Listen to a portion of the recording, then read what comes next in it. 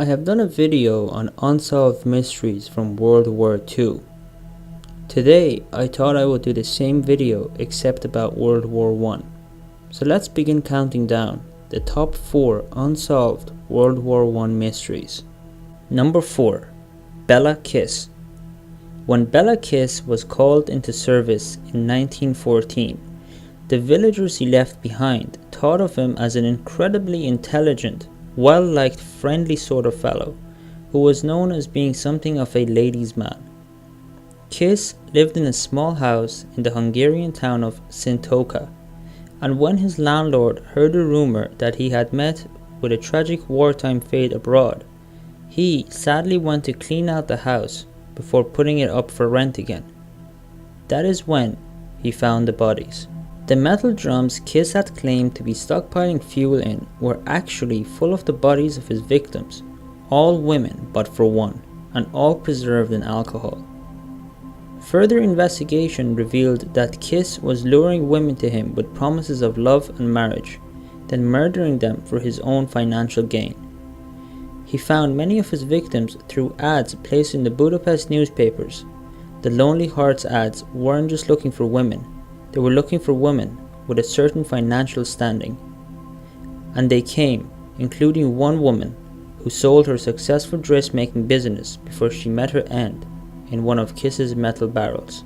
Kiss was still away at the front and very much alive when the bodies of his victims were discovered, and the fog of war allowed him to slip away. Conflicting reports of his fate came pouring in. Some claimed that he had died after contracting typhoid. Others said he had been arrested and jailed on burglary charges, while others maintained it was yellow fever that had finally killed him in Turkey. Authorities only got close to him once, when they received word he was in a hospital recovering from a wound, but by the time they got there, Kiss had switched the dead man's body for his own and fled. In the chaos of the war, it was impossible to track him. There were reports that he had joined the French Foreign Legion, and Kiss sightings were happening as far as New York City, even into the 1930s. In 1936, a city janitor was even targeted as being Kiss, but by the time authorities got there to check him out, he was already gone. No other murders were ever attributed to him, but that certainly doesn't mean that there weren't any. Number 3. The Lost Treasure of the Czars. As World War I wore on, Russia was having its own problems on the home front, problems that would ultimately lead to the execution of the royal family. As internal and external threats loomed, it was decided that a huge portion, up to 73% of the country's gold reserves, would be moved to the interior for safety. The gold was first sent from Petrograd, or now known as St. Petersburg, to Kazan, and from there it was scattered even further. Just where? No one's quite sure. According to some, the gold was seized by Admiral Alexander Kolchak, who spent all or part of it in his doomed war against Lenin's forces. Others claim that there is a series of secret gold vaults, long since lost, scattered across Siberia. Yet another theory holds that the entire treasure was simply buried in the forests near Kazan. The town of Omsk, once Kolchak's capital and supposedly sitting on top of a labyrinth of tunnels, is a favorite for the gold's final resting place, or maybe it was sunk to the bottom of Lake Baikal or buried near the village of Sakhilmuna. There's no shortage of theories. Rumor holds that the men who buried the gold were immediately executed, making sure the hiding place would remain a secret.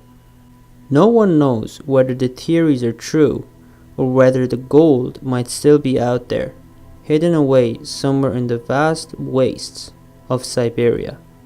Number 2. The crew of the Sabrina. The Sabrina was a flat-bottomed schooner built in 1873. She was passed around among owners until her odd fate in 1917, when she was being used to haul coal between Cornwall and France a trip that should have taken about 30 hours. On September the 17th, she was found beached on Rosal Point in France, with no crew. According to the French Coast Guard, the ship was completely undamaged. The table was set, there was nothing amiss in the captain's log. The only sign that anything was slightly wrong, aside from the missing crew, was some slightly tangled sails. There are a couple of different theories about what happened to the sailors. One suggests that the Sabrina was caught in a storm and the entire crew were washed overboard as they attempted to secure everything on the deck. But this seems unlikely, given that the Sabrina was found in such a spotless condition. Others had suggested that the Sabrina had fallen victim to the German U-boats that roamed the English Channel targeting supply ships, but she wasn't torpedoed and all her logbooks were found intact. German commanders usually seize the logs of the ships they destroyed as proof. But it has also been suggested that the Sabrina was much more than a simple transport ship. Records found by local historians indicate that there were 23 people on board instead of the usual crew of 6. That suggests that the Sabrina might have been a Q-boat, a merchant ship armed to the teeth with the goal of luring unsuspecting U-boats into a skirmish. Because of her flat bottom, the Sabrina would have been extremely difficult to torpedo, making her perfect for work as a Q-boat. But perhaps something went wrong and a pursuing U-boat gained the upper hand, boarding the Sabrina and seizing the crew, then never made it home. It's an intriguing theory, but unfortunately simple guesswork. As things stand, it's unlikely the mystery of World War I's ghost ship will ever be solved. Number 1. The Lady in the Uniform. Fairly recently, a series of World War I photographs surfaced in northern France. Clearly private photos, several show a young lieutenant wearing a uniform from New Zealand. Another photo shows another New Zealander, a lieutenant in some of the photos and later a captain, with a woman perched on his knees. The same person dressed in the lieutenant's uniform in the first photos. The building in the background is a Villa des Echelles in France, and the second man is Captain Albert Arthur Chapman, an Australian serving in the New Zealand Pioneer Battalion. However, the woman has never been identified, and the pictures bring up some interesting questions. The first question, of course, is who is she? Historians have speculated that she was a local French woman. The pictures suggest a romantic relationship, although Chapman returned home after the war alone and unmarried, and the woman is clearly wearing a wedding ring. Alternatively, she may have been a friend, the wife of another soldier, or a family member.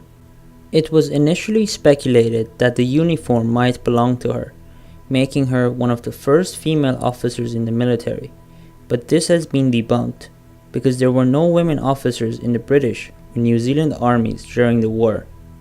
Based on Chapman's appearance in the photos and his progression through the ranks, he knew her for at least 2 years. Their affection for each other is clear.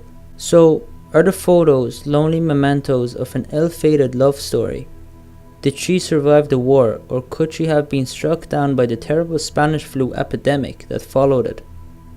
Did she have a husband standing just outside the frame? Did Chapman's solitary return to New Zealand after the war mean heartbreak or tragedy? Records indicate that he apparently never married, making this an extremely intimate, personal look at the lives touched by the war. So that's it for today's video. I hope you've enjoyed it. Thank you for watching, and as always, make sure to tune in again tomorrow for another brand new episode.